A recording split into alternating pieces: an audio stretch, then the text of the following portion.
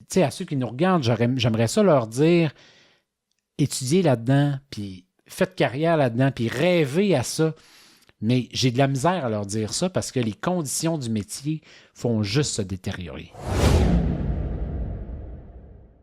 Tu sais, parce que ça a l'air que ça joue rough, justement, dans le journalisme sportif. Là. Mm-hmm. Tu peux-tu donner une idée ce que ça veut dire, ça, jouer rough? Tu sais, parce que quand j'ai reçu Marie-Claude Savard, tu sais, elle, c'est sûr, tu sais, vu que c'est une femme, elle l'a vécu à une autre intensité, puis vraiment. C'est ça, elle l'a vécu. Puis que, tu sais, toi, étant dans le journalisme sportif, je me demande, toi, c'est quoi ça veut dire, ça, pour toi? Bien, ça joue rough. Moi, tu sais, je peux pas parler à la place de Marie-Claude. Je suis pas une femme, mais je doute aucunement de la sincérité qu'elle a, puis j'ai une grande admiration pour elle. On n'a pas pratiqué le métier de la même façon, parce que Marie-Claude était beaucoup plus en studio. Elle a fait du terrain. Je n'y enlève pas ses années de terrain, elle n'aimera pas ça si elle m'entend dire ça.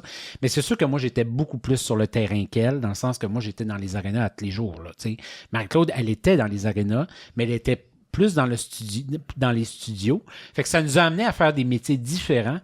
Mais je sais ce dont elle parle, puis elle a raison quand je l'écoutais là, récemment. Puis elle a raison quand elle parle le rôle qui a été qu'on gardait entre guillemets pour les femmes parce que on les cartonnait un petit peu dans un carcan. Ils sortaient pas vraiment de ce genre de rôle-là. Puis avec des préjugés, des gens qui sont machos, etc.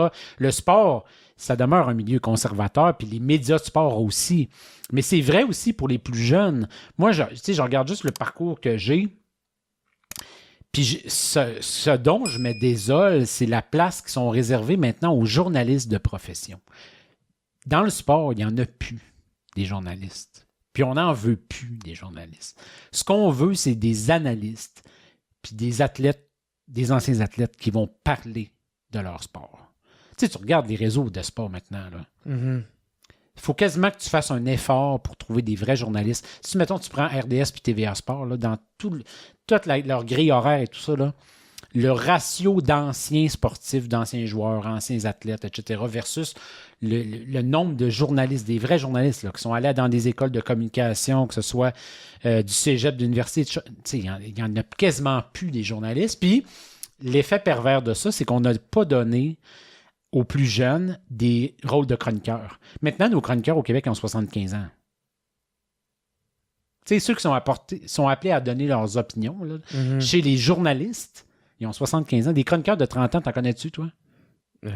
Non. Ben, j'allais nommer toi. Mais tu sais, je suis un petit peu chroniqueur, mais beaucoup plus journaliste. Tu sais, dans les rôles de chronique, donner ton opinion, etc., des chroniqueurs de 30-40 ans, là, ça n'existe plus au Québec. Ça, je trouve que c'est tellement une grande... C'est un drame parce que tu ne donnes pas la chance à une génération de s'exprimer. De se forger. Hein? De se forger un réseau de contacts. Puis tu sais, être chroniqueur, ça t'amène à apporter un autre point de vue, un autre coup d'œil sur un milieu, sur ton sport, etc. Puis en tout cas, bref, c'est un constat que je fais, mais ça joue dur. Oui, ça joue dur. Ça joue dur parce que... Puis je leur enlève rien, ils ont raison d'être fiers, puis peut-être que je vais les imiter. Mais tu sais, on a plusieurs collègues qui sont là très longtemps, qui partent pas, là. Puis ils sont encore passionnés. Puis ils sont là à 75, puis à 80, puis à 85. Puis tant mieux. Hey, c'est incroyable d'avoir ces collègues-là parce qu'ils ont de la mémoire, ils ont des contacts, ils ont de la notoriété. Mais pour les jeunes journalistes qu'on veut faire notre place, c'est vraiment pas évident. Parce qu'il n'y a pas d'opportunité bien d'avancement. Parce que le milieu va tellement pas bien que des opportunités, il n'y en a pas de nouvelles, tu comprends? Ça se fait par l'intérieur, donc quand il en part. Mais vu qu'ils partent pas, mais il n'y a pas d'opportunité. C'est ça que moi, je regarde ça, puis je veux pas être trop pessimiste, parce que j'aurais le goût de donner, tu sais, à ceux qui nous regardent, j'aimerais ça leur dire, étudiez là-dedans, puis faites carrière là-dedans, puis rêvez à ça. Mais j'ai de la misère à leur dire ça, parce que les conditions du métier font juste se détériorer. Il y a moins de jobs, les conditions sont moins bonnes, mais on laisse tellement sur la table là, dans les sacrifices qu'on fait dans nos vies perso. Tu travailles tous les soirs, les fins de semaine. Je veux pas faire pleurer personne. Il y a plein de monde qui travaille de nuit, puis on a tous nos réalités, là. Mais la vie dans les médias de sport, c'est pas évident. Parce qu'à toute heure du jour, là, tu sais, ça fait je sais pas combien de temps, là, mais que j'ai pas regardé mon sel. C'est sûr qu'en ce moment, il y a une petite anxiété là, qui se développe dans moi. Je vais-tu manquer quelque chose? Je suis en train de rater une démission de quelqu'un là, en ce moment, là, peut-être. Ça va être quoi les répercussions si je l'ai raté puis que mon boss m'a appelé 5 fois puis j'ai pas un texte en ligne en ce moment? Tu sais, on a chacun nos enjeux, mais les conditions ne font que baisser. Fait que ça fait en sorte que, c'est sûr, ça joue du coude, puis ça brasse. Puis il y a des coups, tu sais, il y a des coups en bas de la ceinture, puis tout ça. C'est un milieu de contact, veut pas, parce que les patrons de presse, il y en a pas beaucoup. Puis c'est un réseau qui tu connais, etc. C'est beaucoup comme ça. Tu sais, moi, je suis arrivé dans ce métier-là, je connaissais personne. J'ai fait ma place par moi-même. C'est pas parce que je connaissais un tel, puis tout ça. Mais j'en ai eu des opportunités après parce que je connaissais des gens. Fait au cours de ta route, tu t'en fais des contacts, mais le constat sur mon métier, il n'est pas super joyeux en ce moment. OK.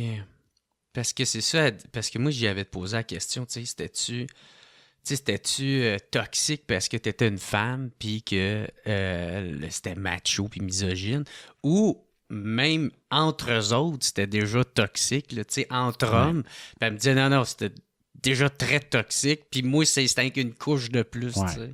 Mais, tu sais, écoute, ça dépend. Ça dépend des médias où est-ce que t'es. Mais c'est sûr qu'il y a de la rivalité. Il y a de la rivalité. Des fois, sur un plateau de télé, là, ils ont tous l'air amis, mais dans le fond, ils ne sont pas amis. Là. Ils ont des rivalités. Ça, je commence à catcher. Mais des fois, ça se pogne en ondes aussi. Mais oui, mais en même temps, c'est normal. Tu sais, dans n'importe quel environnement de travail, tu as des rivalités, sauf qu'à l'antenne, il faut que tu fasses semblant que tout va bien. Tu peux pas être en guerre à l'antenne, là. Tu peux pas en faker puis pas en mettre plus que le client demande si la personne, tu t'ablaires pas.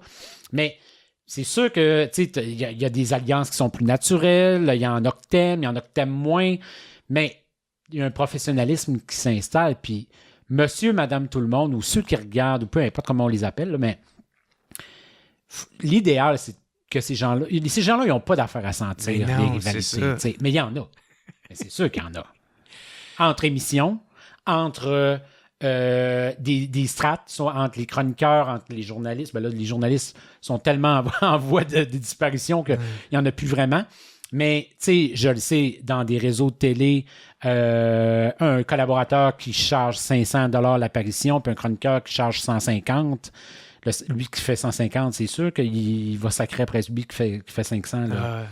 Puis, il y a des rivalités par rapport à ça, des rivalités par rapport entre réseaux, entre émissions. Tu sais que, bon, il y a une émission qui a l'impression d'être un peu laissée pour compte par la chaîne, alors que l'autre a tous les budgets pour avoir des chroniqueurs, des collaborateurs, des sorties, du budget.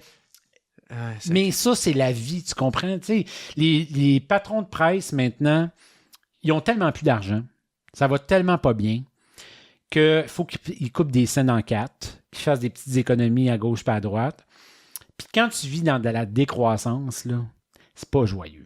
L'extrait que vous venez d'écouter est une présentation de Mont-Carmel en fête.